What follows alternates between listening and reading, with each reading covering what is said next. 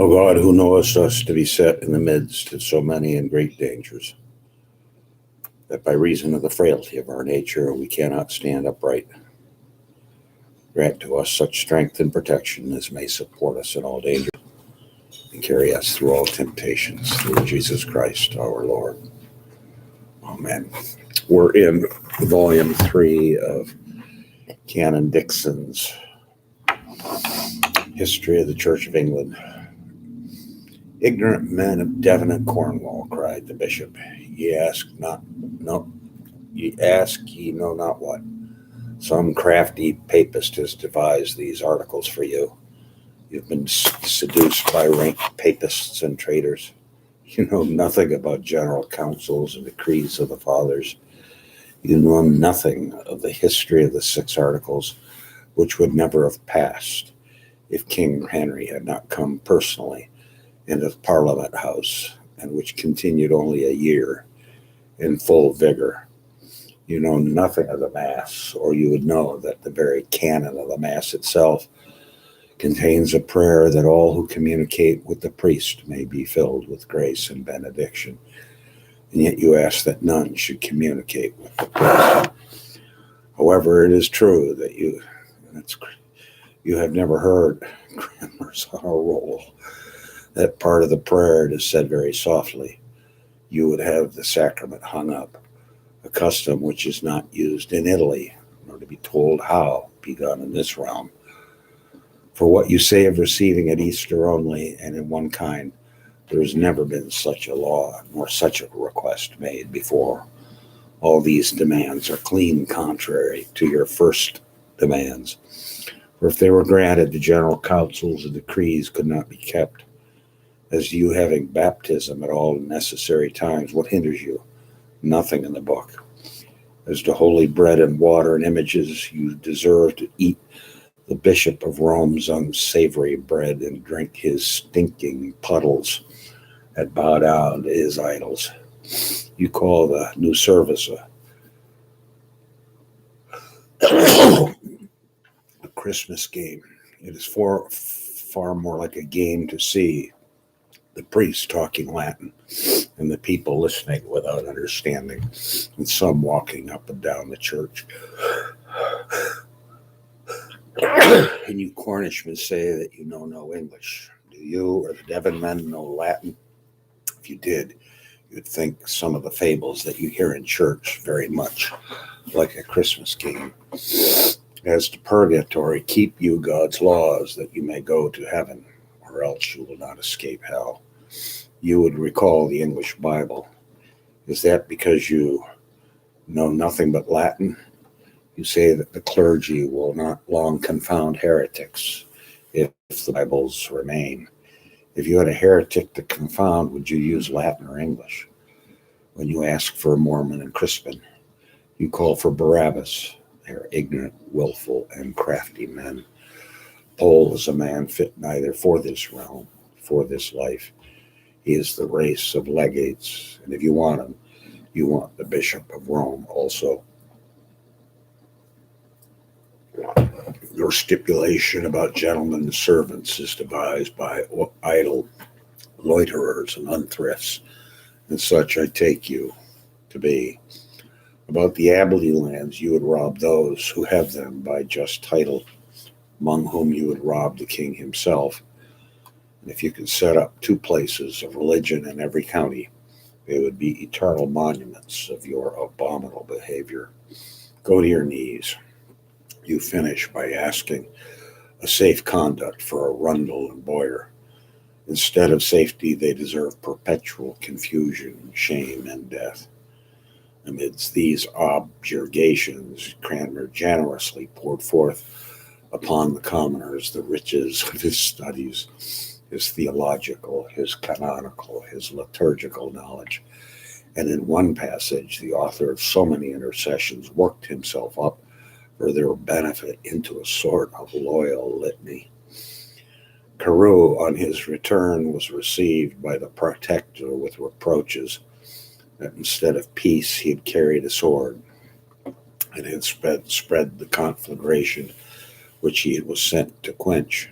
self-defense, he produced the separate orders which he'd received to deal vigorously, orders which were signed by the king. The lawyer which cast his eyes over them and observed that they wanted the Great Seal. "These," said he, "are no commission. By the law you should be hanged for your doings." But Carew defended himself stoutly. To have pressed him too far might have divulged the dangerous secret of the discord of the council. He was employed again and dispatched to Russell with promises of succor. Paget, in the meantime, from his post at the emperor's court, continued to admonish the protector against his dangerous leniency. "You promised me on the day that we devised to place you where you are, before the breath was out of King Henry's body, that you would follow my advice. Instead of that, you make me a Cassandra to cry in vain. You proclaim a pardon to rebels in arms. When you've done severe justice, it will be time enough to think of pardons. But in England, the feet govern the head. In Germany, the like tumults were thought nothing, and easy to be appeased, and men of spiced conscience talked about pity and the poor, till that which might have been stopped with the loss of 20 lives cost 2,000. By St. Mary, better than more. Put no more irons in the fire. War with Scotland, war in fact with France. Commissions out for this matter, new laws for that, proclamations for another, all coming so thick that the people set nothing by them. Instead of pardons, bring over 4,000 German horse that you have at Calais. Send for Ferrers and Herbert with their horsemen from Wales. Let Shrewsbury bring up all the servants and keepers from Derbyshire, Shropshire, Stafford, and Northamptonshire, and collect your own service. The head of all your forces make a progress from shire to shire, holding sessions and doing justice. Quarter the Germans on the disaffected towns and make them sweat. Take away the liberties of the offending towns. Siege the doors of all this, and ship them to Boulogne to serve as soldiers or pioneers. Give no good words, make no promises. By this time, the commoners or rebels had formed the siege of Exeter. Many, perhaps the greater part of the inhabitants of that warlike city, favored them. But the expectation of instant success is the ruin of an operation demanding time, and of a cause that depends on celerity. When they appeared before the place of the 2nd of July, they found the gate shut and cannon planted on the walls. The mayor, Blackaller, an able man and determined loyalist, had made vigorous preparations for defense, dividing the citizens by wards for the duty of keeping ward, securing the assistance of some regular soldiers who were posted in the castle. By his vigilance, the besiegers were detained 5 weeks. They used their knowledge of their country with skill, breaking bridges, entrenching roads, setting pickets at various points of approach, so as to effectually blockade the city. They then assaulted one of the gates, which they burned, but only to find that the defenders had raised a more formidable barrier behind it. Beneath another gate, the secret, the vibration of a pan of water, which was carried from place to place, discovered the exact spot of their operations. The strokes of a spade quickly made an opening from above, and the mine was drowned with buckets of water. The ordnance of the commoners, which can hardly have been fit for heavy service, played upon the town and swept some of the streets. The fire of their matchlocks annoyed some of the houses near the walls. They cut the pipes that conveyed water into the place and made the lead of them of bullets. But the streets were presently protected by mounds of earth. The houses adjoining the walls were pulled down, and a spring of water sufficient for the wants of the besieged was discovered within the circuit of defense. The blockade was more effective than the active prosecution of the siege. Scarcity of food began to be felt, and then the murmurs of discontent grew loud.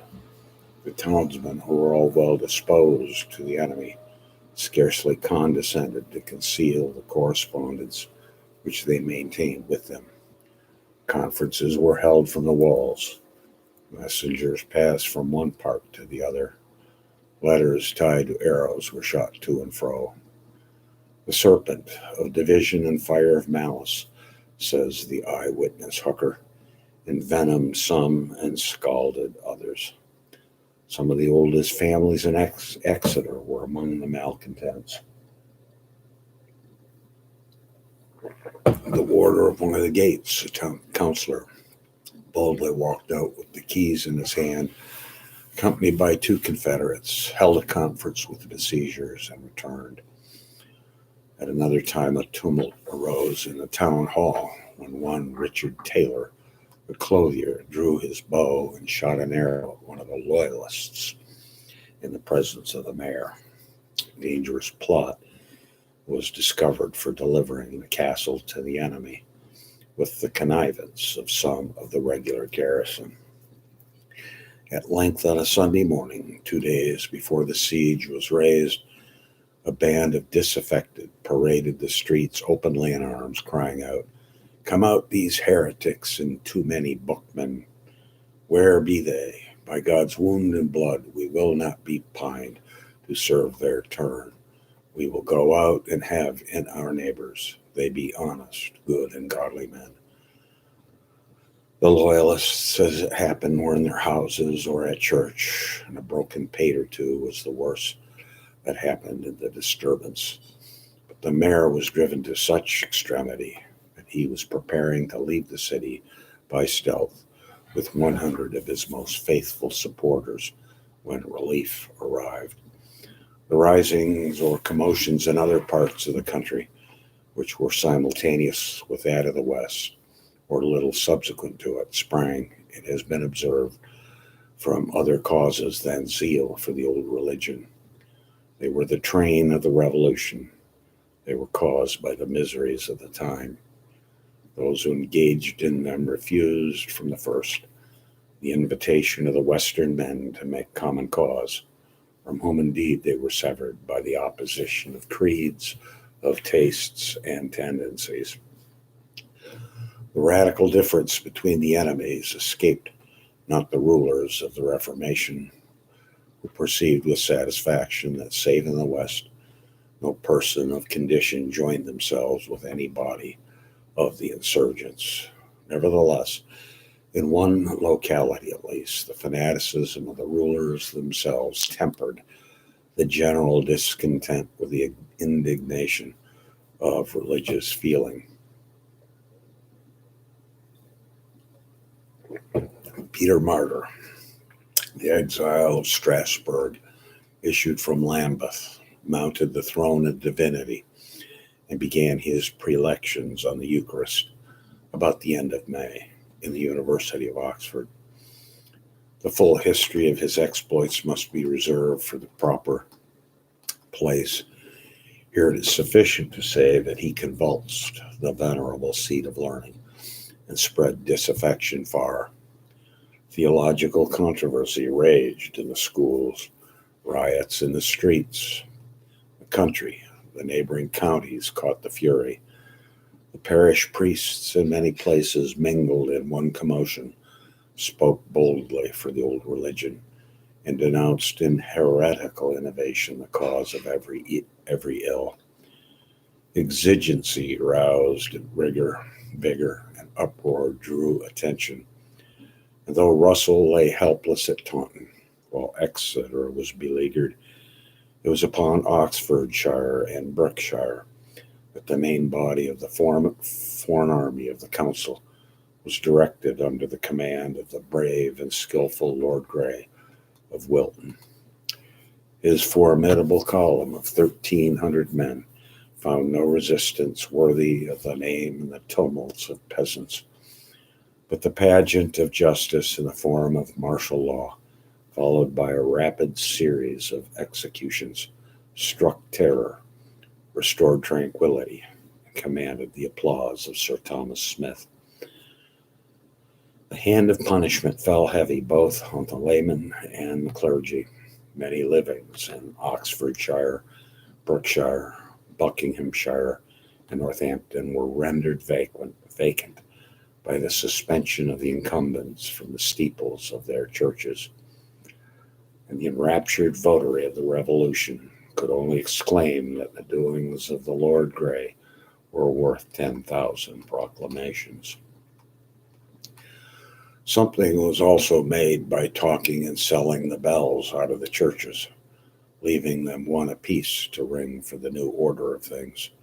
And after such success as this, the victorious general turned westward to the help of Russell and the relief of Exeter. The ancient Lord Russell, who bore among the men of the Revolution the venerable name of a father, was a man of undoubted ability and courage, but on his first advance he found himself insufficient to cope with a formidable array of Devonshire commoners. Hovering between Taunton and Honiton, he had witnessed the failure of the embassy of the Carews and had been unable to prevent the siege of Exeter. The money which he had brought with him by grant of the council became exhausted. The men who had been attracted to his standard deserted it daily. He was in great perplexity and agony when a warrant for money on the mint at Bristol, with the timely assistance of 3 of the richest merchants of that town, and enabled him to hire more men, and at the same time Carew's returned to London with some reinforcements. By this time, a body of the enemy had pushed their way to Fenington Bridge, a place within 3 miles of the headquarters at Honiton. Russell rode out with all his forces and attacked them. A warm combat took place for the possession of the bridge, which was carried, and Russell, crossing the river, found the main body of the commoners drawn up in a meadow beyond. He charged and routed them, though not without good store of blows and bloodshed. But his followers turning to the spoil, the fight was renewed by a body of 300 Cornishmen, led by Robert Smith, the gentleman of St. Germain's. Russell recalled his men and charged them. The Cornish men fought with desperate courage, but in the end they were forced to give way and were pursued for 3 miles by the victorious loyalists. In this bloody little action there fell 300 of the commoners, very tall men, lusty and of good courage.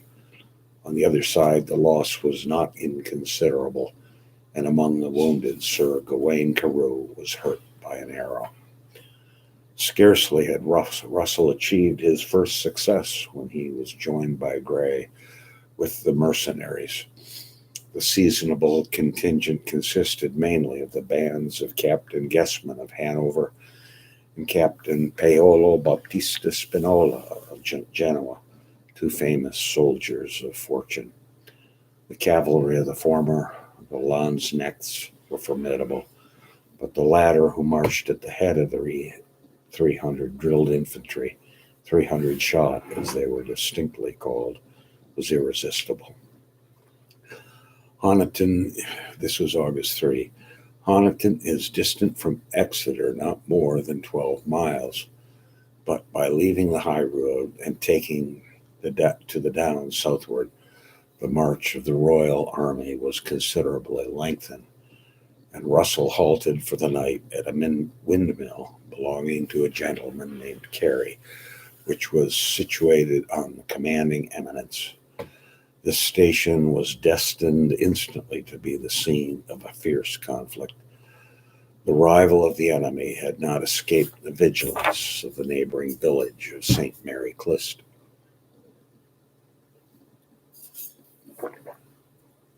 Which was probably one of the outlying posts of the beleaguering enemy. And the commoners there assembled, resolved with extraordinary temerity to anticipate the attack.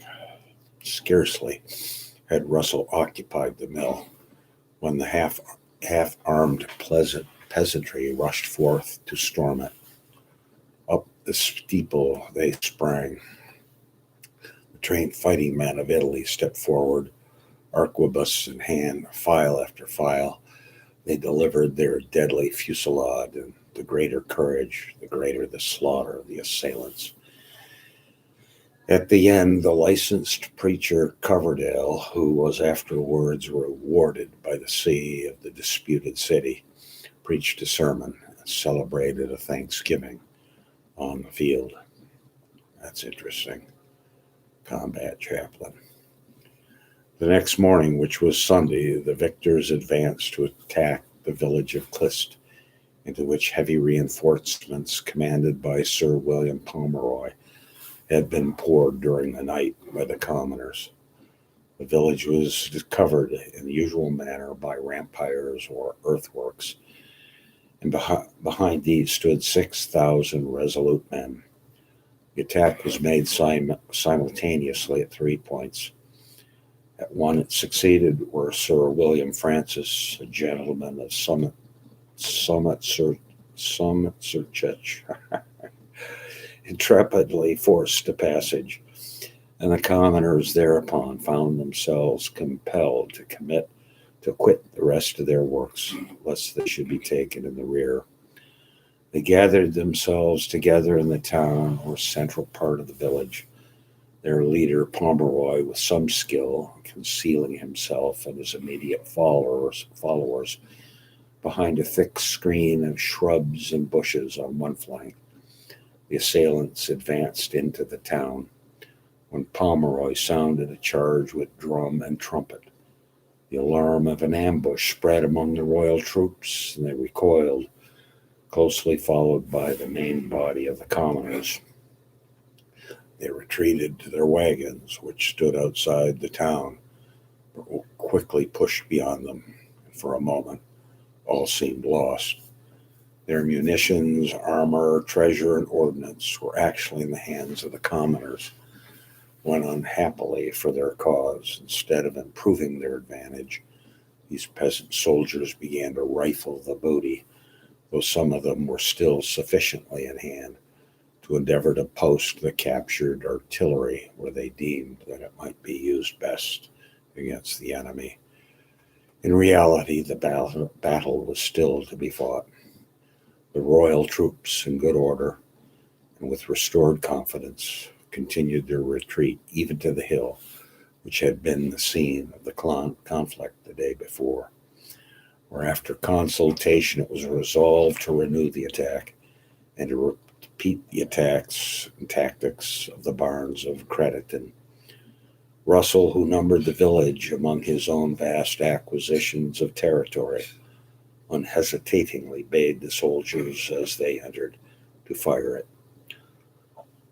Sir William Francis again led the way, but this time, perhaps, to avoid the fire of their own lost artillery, he guided the troops through a deep and narrow lane, the banks of which were lined with men who, in lieu of better missiles, showered the stones upon the advancing column.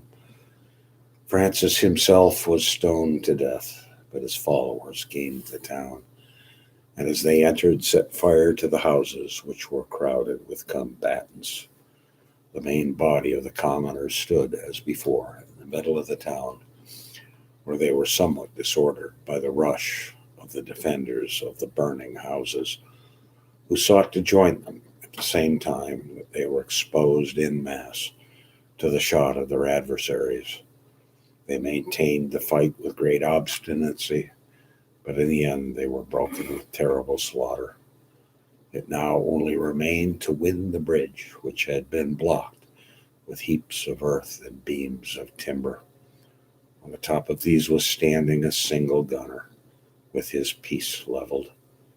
The adventure seemed dangerous, but on the offer of a large reward the soldier advanced. In an instant he was blown to pieces. The whole army paused, and the resolute gunner was coolly reloading when he was cut down from behind.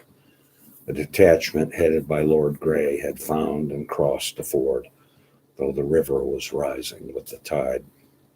Resistance was now at an end. The day was won for the revolution, and 1,000 Englishmen lay dead amid the blazing ruins of this village. Besides those who perished by the sword, many were burned alive in the houses.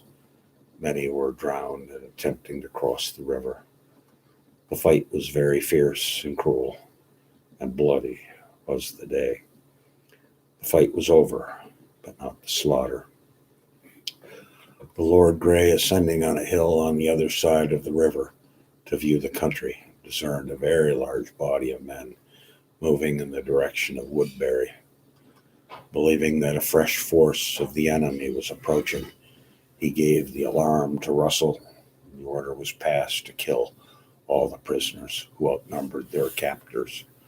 The alarm was false, but the expedient, untried perhaps in warfare since Agincourt, was carried into execution, and the blood of the day was doubled or tripled.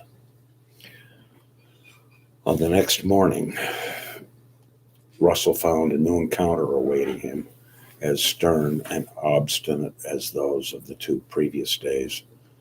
A large detachment of the besiegers of Exeter had marched under cover of the night and entrenched themselves strongly on the heath of Clyst, a wild region which extended even to the foot of the hill, the blood-stained Windmill Hill, from which he had not yet removed his camp. At daybreak they opened fire. It was found impossible to dislodge them from the front, but the covert of some enclosed ground in the rear enabled a party to steal round and assail them unexpectedly in flank. They fought with unabated ardor, and the victory was only decided by their almost total extermination. Valiantly and stoutly stood they to their tackle, and would not give over so long as life or limb lasted, and in the end they were overthrown, and few or none left alive. Great was the slaughter, and cruel was the fight. Lord Grey himself, who had felt the Scottish pike at Pinkie, declared that such was the valor and stoutness of the men, that never in all that he had been in had he known to be the like. The way to Exeter was now open, whither the victorious army marched 6 August. The commoners had raised the siege and were stolen away, each man for himself. On the very day of his arrival, Russell was joined. His force was doubled by Sir William Herbert, who had made his way from Wales at the head of 1,000 men, Welsh and other strangers, skillfully or accidentally completing with exactness the compass of a concentric campaign. Russell, for the city was wholly destitute of food, forbore to enter Exeter. He encamped outside and received the visits of the famished inhabitants, some of whom so gorged themselves with fresh meat as to incur from nature the penalty which had not been inflicted by their enemies.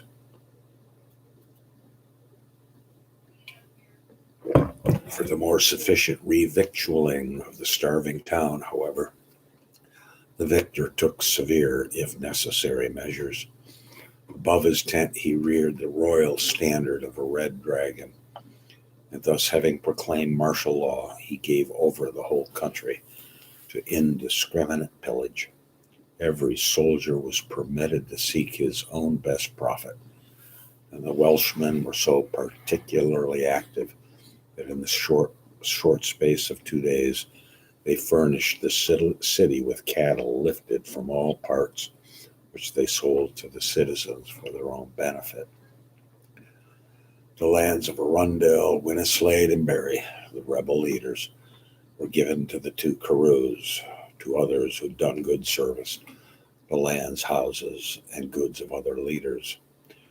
Russell remained at Exeter 12 days, not only distributing rewards, but executing vengeance. In several places, both in the city and country. He caused gallows to be erected and put to active use.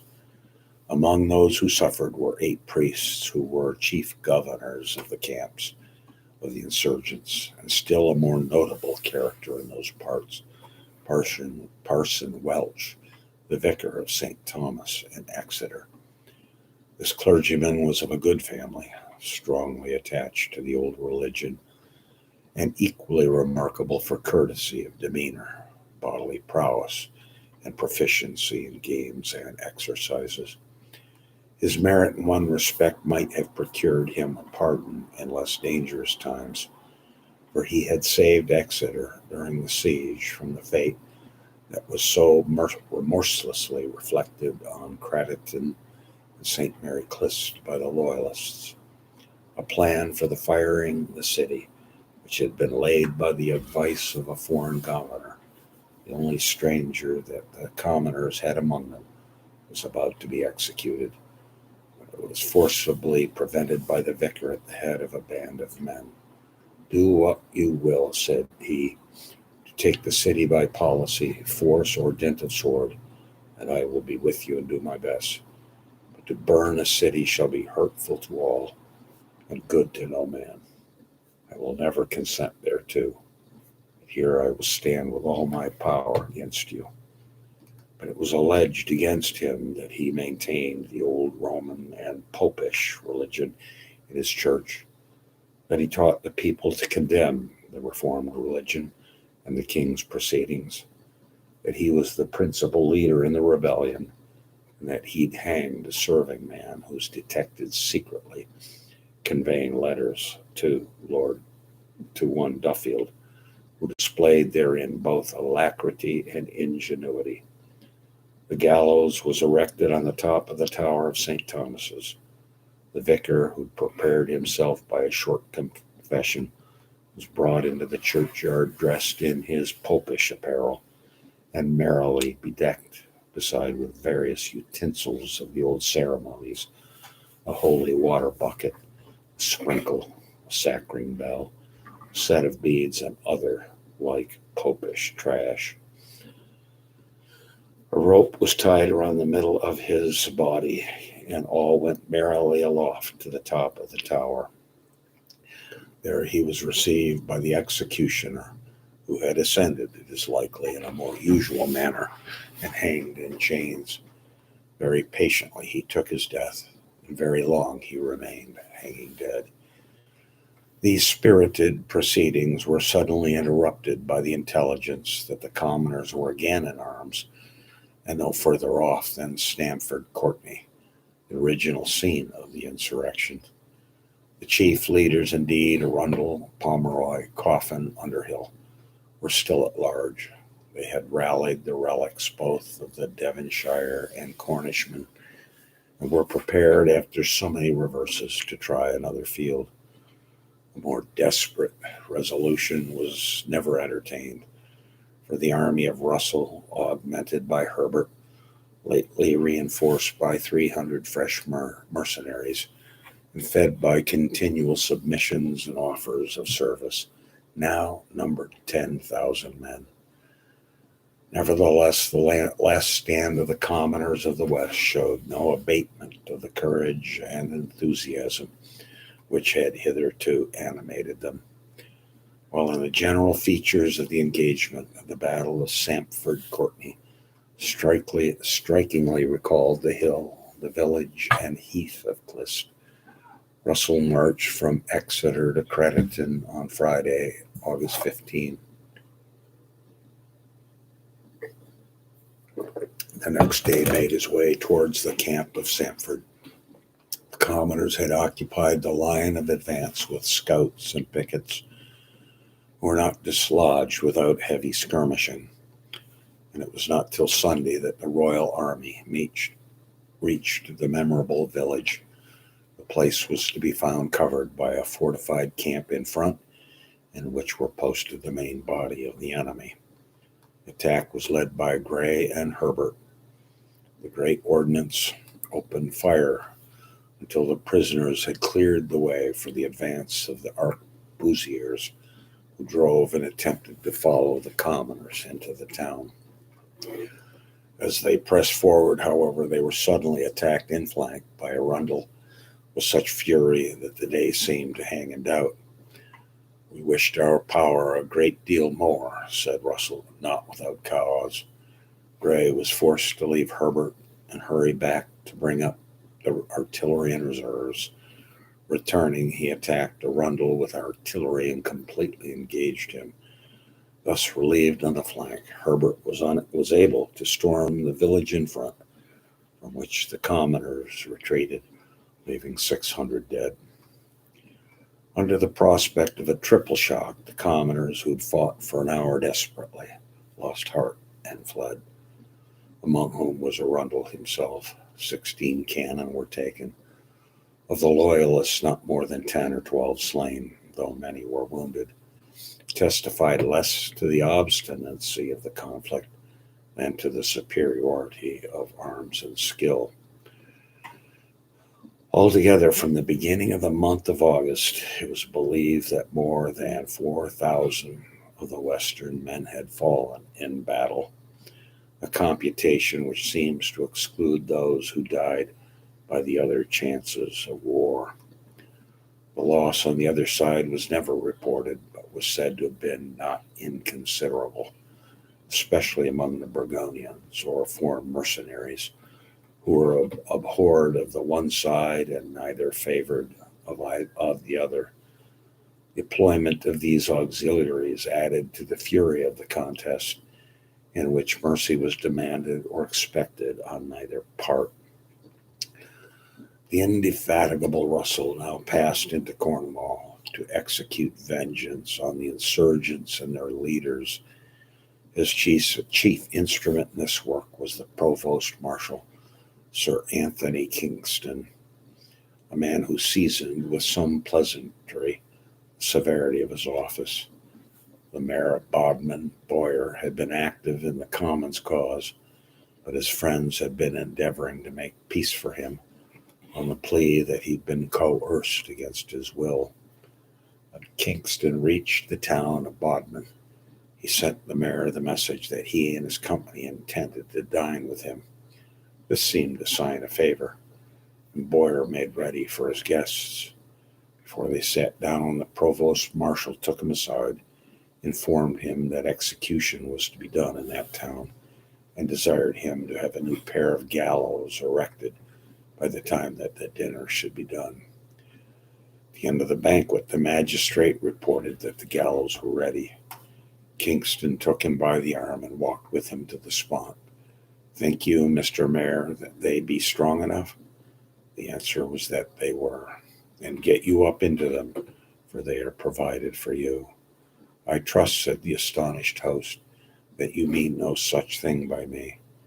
"Sir," answered Kingston, "there's no remedy, for you have been a busy rebel. Therefore this is appointed for your reward. Let us pray. Glory be to the Father, and to the Son, to the Holy Ghost, as it was in the beginning, is now, and ever shall be, world without end. Amen. Godspeed.